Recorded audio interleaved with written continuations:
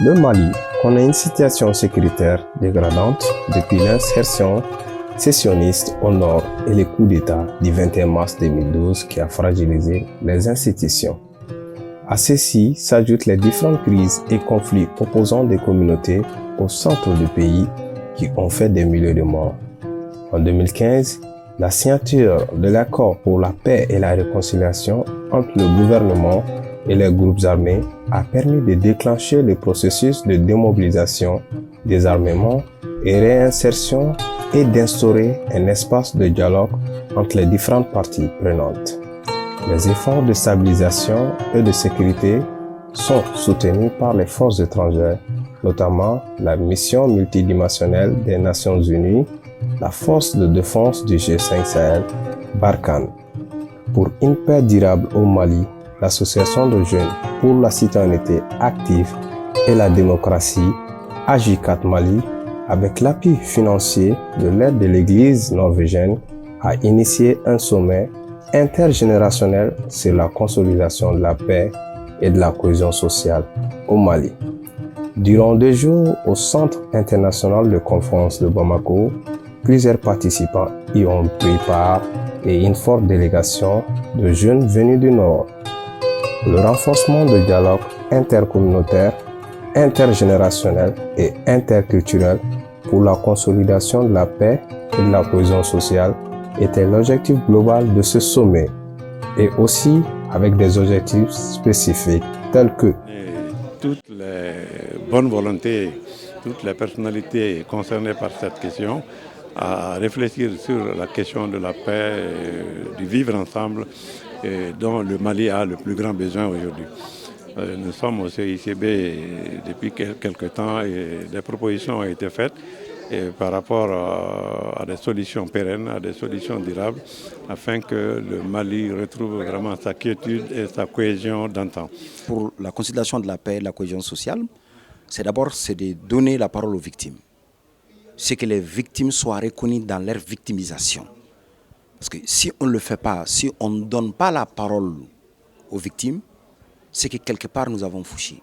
La raison pour laquelle notre travail, c'est de prendre les dépositions des victimes, c'est-à-dire qui consiste à les écouter, à donner leur version des faits, et après maintenant, essayer de les réparer. National et intercommunautaire. Formuler des recommandations pour relever le défi lié à la construction de la paix et du vivre ensemble au Mali. Lancer des messages pour l'engagement de jeunes dans le processus de consolidation de la paix et de la cohésion. Parce que quand vous défendez les jeunes, surtout regardez aujourd'hui, nous avons notre système d'éducation qui est en panne, alors que tout développement demande de son éducation et de sa formation.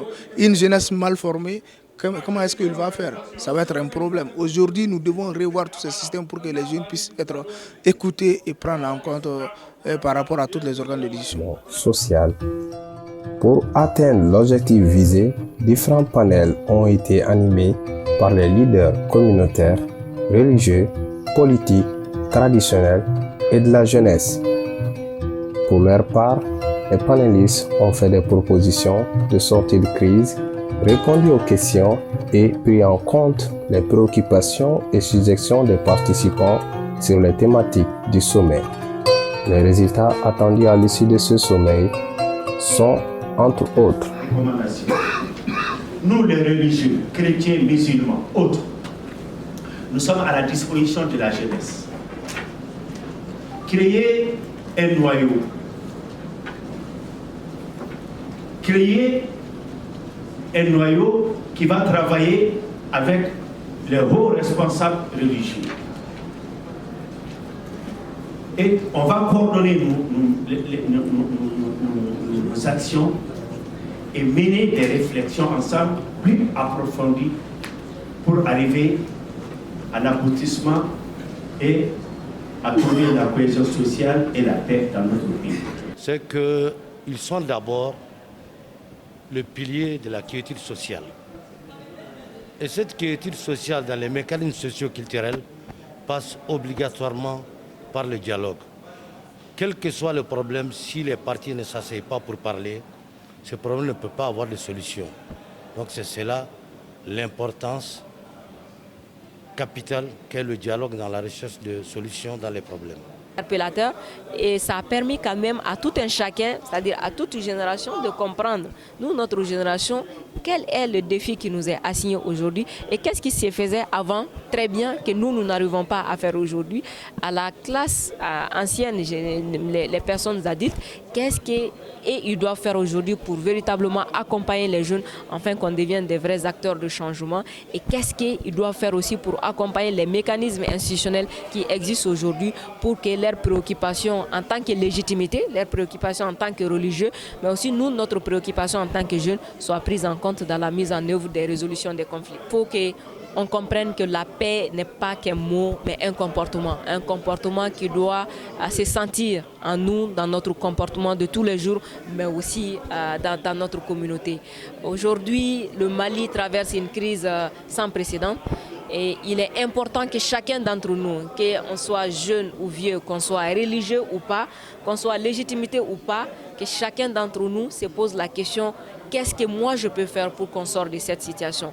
L'ère n'est plus à des questionnements, qu'est-ce qui s'est arrivé, pourquoi on en est là, mais aujourd'hui l'ère est à comment on peut sortir de là et qu'est-ce que moi, en tant que Malien, je dois faire pour qu'on sorte de cette situation. Donc, à cela, si chaque Malien essaye de répondre à cette question, je pense qu'on pourra se retrouver et résoudre cette crise. L'autre chose, c'est le dialogue.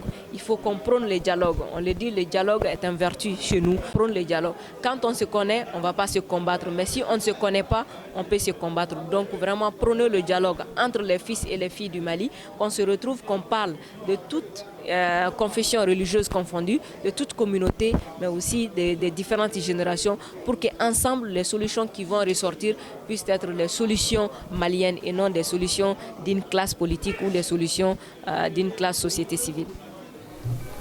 Pour un Mali prospère, uni et debout, consolidons la paix et la cohésion sociale afin de bâtir notre grand Maliba.